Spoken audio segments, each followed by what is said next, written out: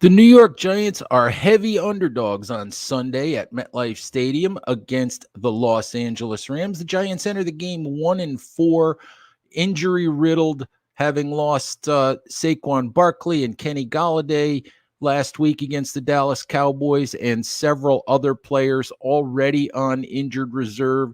The Rams come in 4-1, led by quarterback Matthew Stafford, a defense that features Aaron Donald and Jalen Ramsey. Is there any reason to think that the 1-4 Giants can upset the Rams on Sunday afternoon? I honestly don't think so.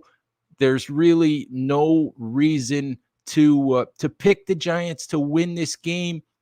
You'd have to be doing it purely on faith, purely on belief, purely on a feeling that an upset is coming. And I can't go there.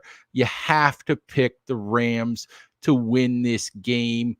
The spread, the last I checked, was 9.5. It's fluctuated from 9.5 to 10.5. Perhaps the Giants have an opportunity to cover that spread, especially if Daniel Jones is back from last week's concussion. But you absolutely cannot pick the Giants to win this football game. Unfortunately, that would leave the Giants continuing to reel, continuing to sink in the NFC East with a 1-5 record.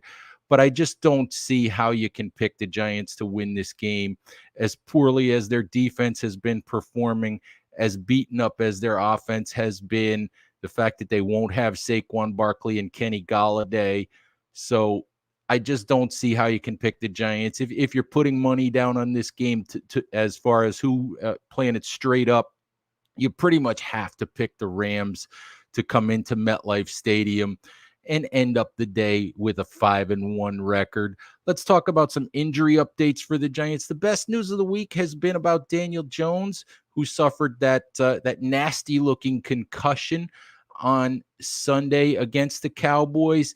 Jones has been trending in the direction of playing. He practiced on Thursday, is expected to practice again on Friday. And listen, I have to say a couple of things about this. If Jones plays, it's not a New York Giants decision. The only decision that the Giants will make is whether or not to send Jones to the independent NFL neurologist, who will make the determination as to whether or not Jones is cleared to play. If Jones passes the testing, then the NFL will clear him and he will play. This is not unheard of. If you pay any attention to Dr. David Chow, former team physician for the San Diego Chargers, now over at profootballdoc.com. Dr. Chow has been talking about this all week. He also pointed out that Teddy Bridgewater of the Denver Broncos had a similar situation this week where he had a concussion and then played the following week. Every concussion is obviously different. If Jones passes the testing, then he'll play. If he doesn't pass the testing, he won't play. I've also seen suggestions that the Giants, even if he passes the testing, should hold him out for another week just to be safe. And especially if Andrew Thomas, the left tackle who missed last week with a foot injury, doesn't play, that the Giants should hold him out, because of that.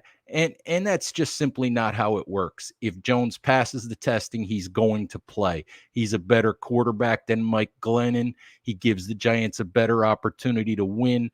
If the Giants have an opportunity to put Jones on the field, that's exactly what they're going to do. In terms of Andrew Thomas, looks like Thomas is trending toward playing. He did practice on a limited basis on Thursday, has said that he's moving much better after sitting out last week's game with a foot injury.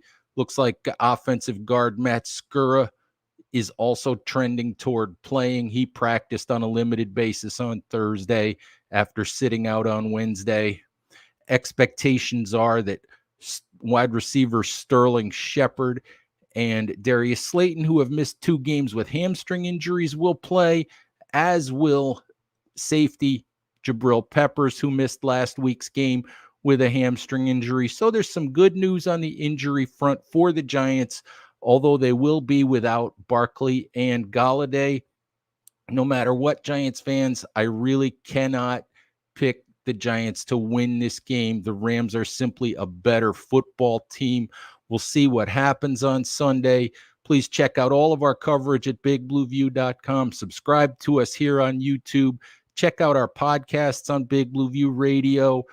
Check us out on Instagram, on Facebook. Follow us on Twitter. You can support us on pretty much any platform where you like to find Giants information. Giants fans, thank you for listening, and we'll talk to you again soon. Bye-bye.